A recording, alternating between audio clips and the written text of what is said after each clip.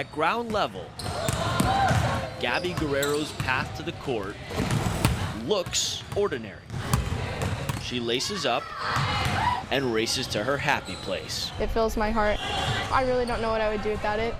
But before she gets to the laces, the sneaker, or the sock, there's another routine Gabbie has to go through. Another layer below the surface with a story she's finally ready to tell. If I close my eyes, I can still feel my toes moving. I'll never forget that phone call. Just her screaming, I've ripped my foot off. The date, May 31st, it gives me chills. Gabbie was with her siblings, driving her new UTV in a parking lot near her house. I was coming down this hill, and it had rained the night before, so this was all wet and slippery. And so when I was turning, I wasn't going very fast, but it's a top-heavy vehicle, so it toppled, and then it flipped. It slid 50 feet, and when it did, my foot had got outside the window somehow, and it crushed it and slid with it.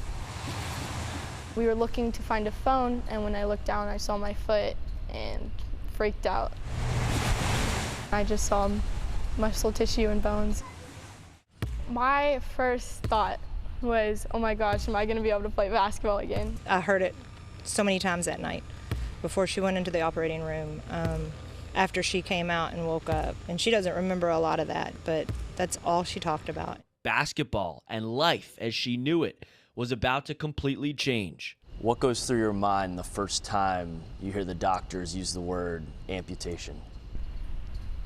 I didn't want to believe it. As a 15-year-old, you know, you never want to hear that you're losing something.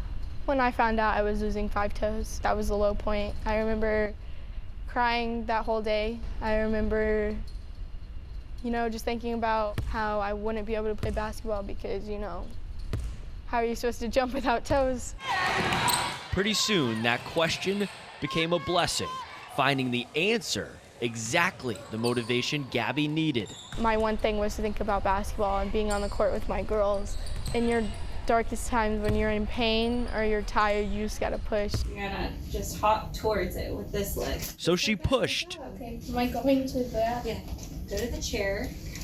How do I turn? So you turn towards me. That way. She worked on her shot from her wheelchair.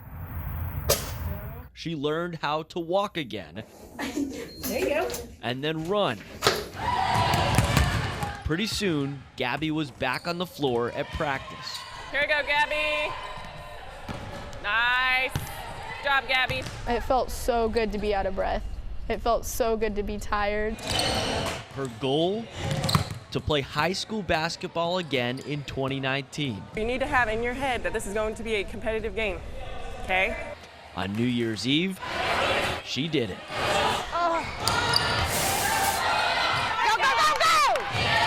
I don't know how to explain it. It was just the adrenaline going through me. Happiness was finally going through me. I'm doing it. I'm finally back. This is what I've been waiting for 7 months. I really didn't think that that goal was going to be met. Go, Gabbie, shoot! It was very, very emotional. I've had a lot of people quit for a lot less reason. She's just a strong person. Not many people would be able to come back, especially as quickly as she has. When I first had my amputation, we called her Nancy the Nub. For months, Gabbie Guerrero refused to look at her own foot. The reason that I struggled with looking at it is because I know that I'm going to be stuck with this the rest of my life. So if I didn't like it, how would I ever, you know, be able to just look at it every day? Now, I don't mind it. Honestly, it's probably cuter than a lot of other people's feet, so. And to see her now and how positive she is amazes me. Is it kind of crazy to think that here you are standing tall right back in the same spot? Yeah, it is. Like, even though it brought me down at that point, you know, I'm back up here and I'm standing and just, you know, came from basketball practice and I feel pretty good. there's no way to rewind back to May 31st, 2019. What Gabbie Guerrero lost that day is permanent.